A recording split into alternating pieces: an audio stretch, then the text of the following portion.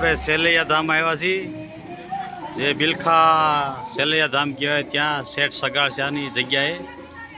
તો ચાલો મિત્રો, ત્યાં અખંડ ધૂન ચાલે છે. જે અપર મહિનો અધિક મહિનો છે, એ નિમિત્તે તો આપણે ભગવાનના દર્શન કરીએ, સેલૈયા ધામની મુલાકાત કરીએ. તો મિત્રો વિડીયોમાં બના રહીજો.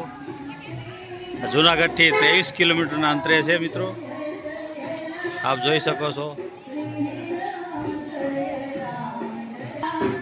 અત્યારે ધૂન ચાલુ જ છે. ભાવિક ભક્તો અને ગોપી મંડળો પણ આવી રહ્યા છે. ચાલો સર્વપ્રથમ આપણે મંદિરના દર્શન કરીએ. ચાલો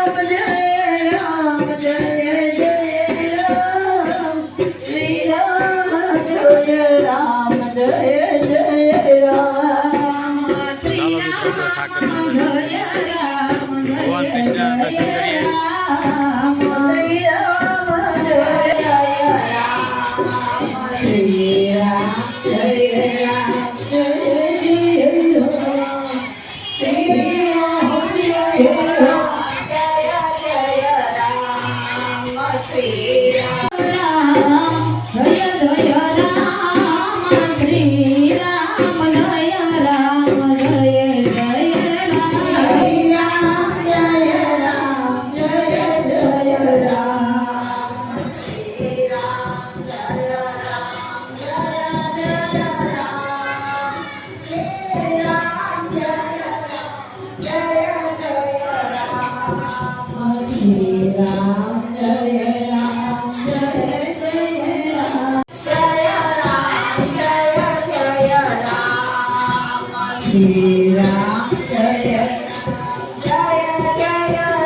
આ એ શિવલિંગ છે મિત્રો, જે ભગવાન ઋષિના રૂપમાં આવ્યા હતા અને અહીં સંગાવતી ને શેઠ સગાળશાની ઘરે એક દિવસ એણે શિવજીની પૂજા કરી હતી. અને યાદગીરીમાં સીપીઓ અને ત્રિશુલ અહીં મુકતા ગયા છે, જે તમને દર્શન કરાવું છું.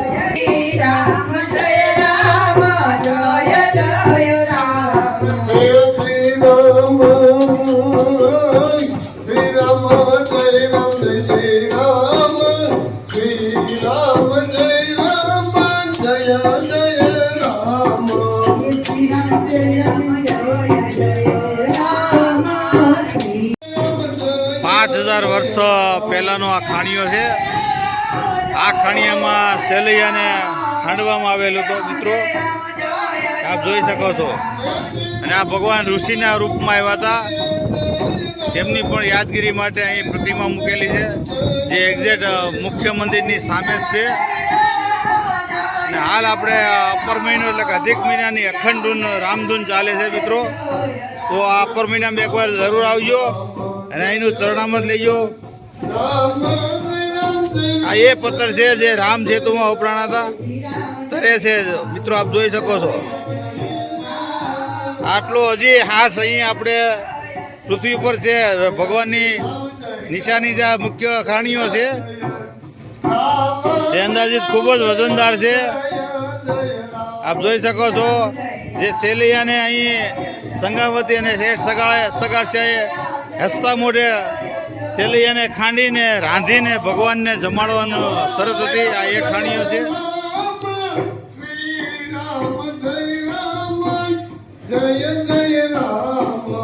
ખૂબ જ વિશાળ છે મિત્રો.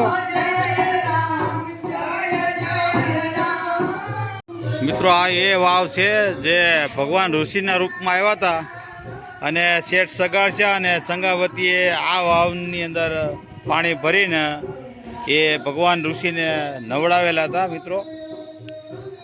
આપ જોઈ શકો છો, ઠેક નીચે સુધી પગથિયા છે, બહુ ઊંડી છે. તો સેલૈયા ધામ બિલખા આવો તો આ વાવના દર્શન કરજો અચૂક. જે એક્ઝેક્ટ આ ભોજનાલયની પાછળ જ છે, આ મુખ્ય રસોડું છે. ભીડ 365 દિવસ હોય છે મિત્રો. આપ જોઈ શકો છો, છાસની સેવા પણ છે, ઠંડી છાસ અને ભોજન પ્રસાદ હરિયરનો સ્વાદ પણ પડે છે. સામે છે મંદિરની સામે જ, સામે આપણે સંતોની સંપત્તિ છે, જોઈ શકો છો. સામે હોલ છે મોટો. ચાલો આપણે ઓલા મંદિરે દર્શન કરવા જઈએ.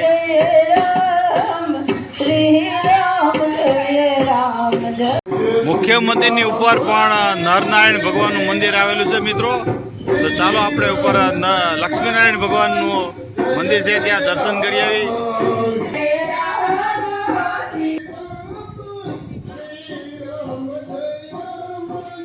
આપ જોઈ શકો છો જે મુખ્ય મંદિરની ઉપરની સાઈડ લક્ષ્મીનારાયણ ભગવાનનું મંદિર આવેલું છે. ભગવાન લક્ષ્મીનારાયણ પણ અહીં આવ્યા હતા. મિત્રો આ દર્શન કરી લેજો. ઐતિહાસિક મંદિર છે જ્યાં ભગવાન આવ્યા હતા. મિત્રો વિડીયોને શેર કરજો તમારા મિત્રોને, જેથી કરીને આ ગિરનારની ગોદમાં આવેલું બિલખા ગામમાં આપણે ભગવાન શ્રી પધાર્યા હતા. સંગાવતી અને શેઠ સગાસાની પરીક્ષા કરો આ એક સ્થળ છે.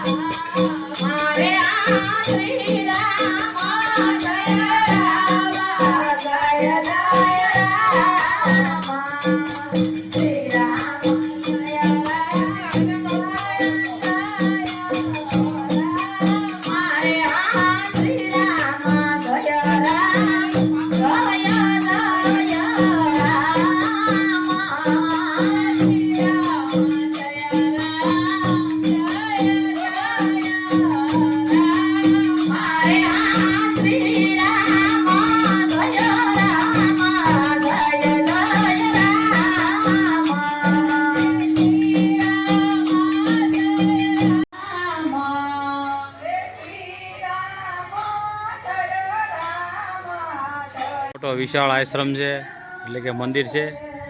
ચાલો ઈચ્છા પૂરતી હનુમાન દાદાના આપણે દર્શન કરી લઈએ. આ વિશાળ મંદિર એમનું છે.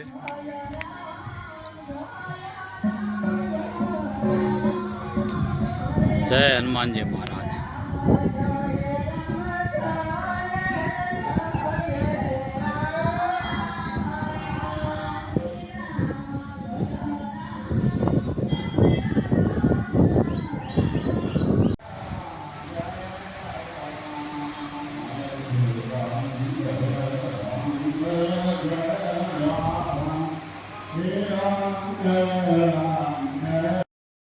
મિત્રો આ એ ધામ છે જ્યાં ભગવાનને ખુદ અહીં આવવું પડ્યું હતું. એટલે કે સેલિયા ધામમાં આવેલા હતા ભગવાન.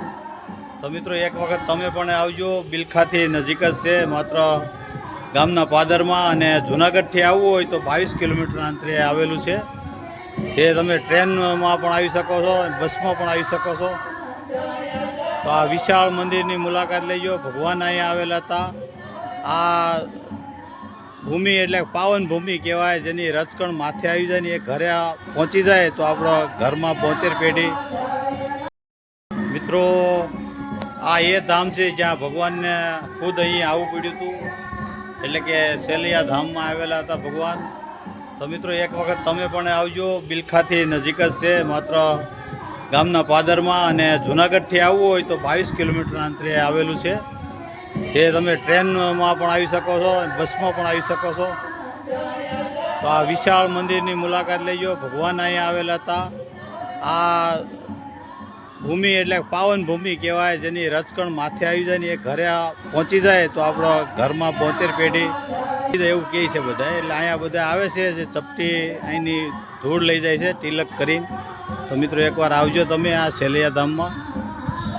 આપ જોઈ શકો છો અહીંયા છીએ આપણે સેલૈયા ધામમાંથી. તો મિત્રો વિડીયોને શેર કરજો, લાઇક કરજો, કોમેન્ટ કરજો અને શાંતિલાલ સોલંકી ગુજરાતી બ્લોગમાં નવા હોય તો ચેનલ સબસ્ક્રાઈબ કરજો અને શેર કરી દેજો.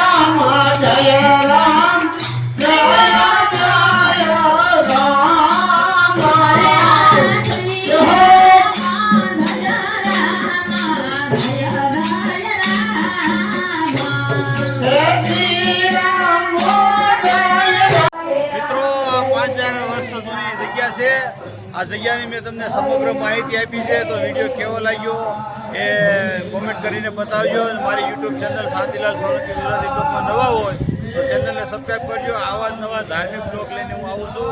તો આજે આપણે સેલૈયા ધામ બિલખા આવ્યા હતા, જ્યાં ભગવાન ચંદ્રભૂત નારાયણ ભગવાન કૃષ્ણ જે સંગાવતી અને શેઠ સગાડશાની પરીક્ષા કરવા પધારેલા હતા એ જ ભૂમિમાં છીએ આપણે મિત્રો. અને અધિક મહિનો આવે છે, ચાલે છે.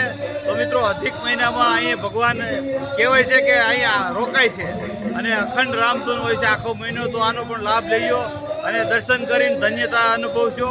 જય શ્રી કૃષ્ણ, જય સેલૈયા ધામ.